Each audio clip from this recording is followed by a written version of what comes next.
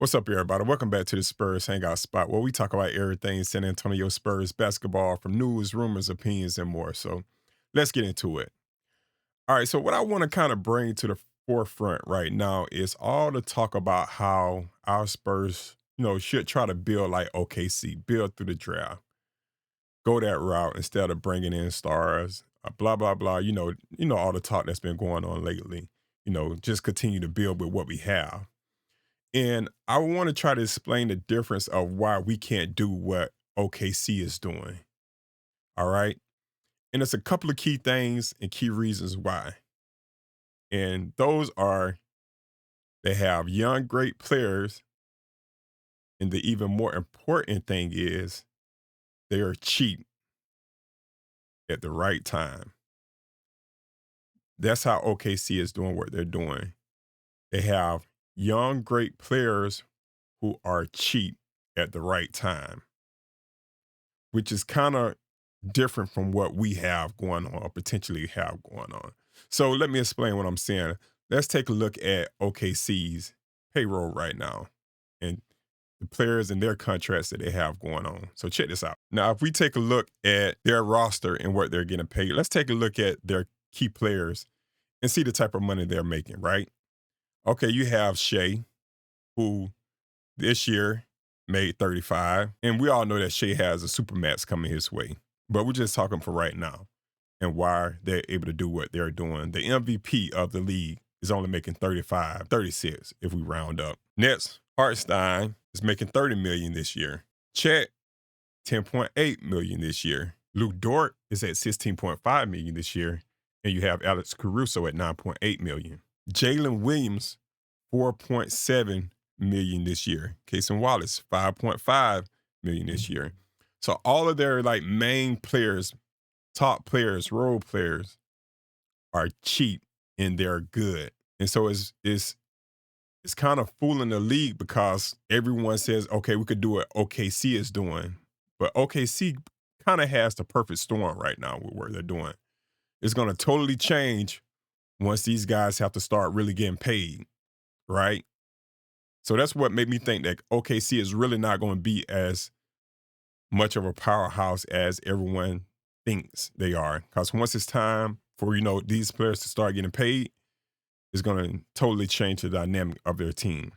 Now, let me tell you why I don't think the Spurs can do what OKC is doing. Now, here's the problem with what we have going on. We fully expect De'Aaron Fox to get extended this offseason. Not with a super max, because he's not eligible anymore, but with the max contract, right? Then after that, you have Wemby's new contract kicking in 2 years from now, right? So you already have two players right there that's taking up a good chunk of the roster's contract. The roster's salary, right? Now, a year after Wemby gets his money, Castle's big contracts, starts to kick in. And that's if we're thinking Castle is going to be what, everyone has kind of compared him to, SGA type player, which, if he's going to be a SGA type player, what we're thinking, that comes with SGA type money. Now, he might not be a supermax player, but, if he's good enough, he's going to get a nice sizable contract. So now you got three players with nice contracts. Now, if we go forward with drafting Dylan Harper, if we think he's going to be what everyone is comparing him to, like a Kate Cunningham type player, now once his new contract kicks in 3 or 4 years down the road, now you have a lot of guys that's getting paid top dollar. Just your 4 guys getting paid top dollars. 3 of those guys who's getting paid top dollars are kind of playing the same position, right? So you say, well, of course, the logical thing is to do is trade Fox and Castle if we think Harper is going to be what Harper is going to be. Because if you look at it right now, no one can see this team winning the championship within the next 3 to 4 years, right? When you look further down the road, when those guys are almost in that range of being able to really compete for a championship, now it's time to break that team up because you got so many guys getting paid so much money that you can't keep when your whole reasoning from the get-go was to try to build a team through the draft, how OKC is doing. But once it gets to that point, you don't have cheap players like OKC has right now. And that's the problem. When your players get good and are ready to compete, they're not going to be making what OKC players are making right now. So that's why we really can't do what OKC is doing. You know, it's going to be very hard to do it. And I think the Spurs see the same thing. Matter of fact, I think the Spurs kind of showed their hands last year when they had the number 8 pick and they picked Rod Dillingham and they traded that off for a 2031, first round pick. Because think about it, we can't convert all of these picks. I keep hearing people saying that, hey, we don't want to risk our future. But guys, we can't convert all of these picks, which is why I think they also got rid of the 8 pick last year, because that's a lot of money that you're eventually going to have to pay out. You can't keep converting all of these young players, this money right here, right? And I'm not even so sure that,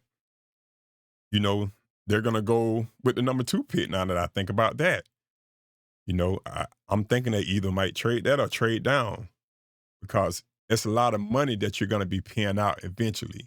And if you're talking about trying to build an OKC type team, you really need to be building for fit and not just for talent. Because like I said, at that point, you're going to have a lot of guys playing the same position, getting paid a lot of money. Now all that time that you built trying to build up a contender team, is time to break that team up, right? So when Shams reported that the Spurs are aggressively going after a wing player to put them over the top, I think the Spurs see the same thing happening. The Spurs know that once Wemby's money kicks in, Fox money kicks in, Castle money kicks in all at the same time, and even if we do end up drafting Harper, it's going to be really hard to keep those guys together. And it's going to be really hard to really push for a championship. So you got to kind of push right now while you have Wemby and Fox on those rookie deals. You have to, because it's going to be much, much, much harder once that money kicks in to put a competing team together. All because of this new CBA and the second apron and everything that brings along, right? So I'm thinking the Spurs see this. The Spurs see that, hey, it's going to be pretty tough once we really have to start paying Wemby. Because once his money combines with Fox money and Castle's money, that's taking up a good chunk of your team's salary. And again, you say, well, we just trade Fox. We'll just trade Castle. Okay, well, why are you wasting all these picks now getting these players if you're trying to build a team when in a couple of years you're just going to trade them? So that makes no sense. So it only makes sense to try to draft for fit, to really try to start building the team right now instead of just drafting for talent.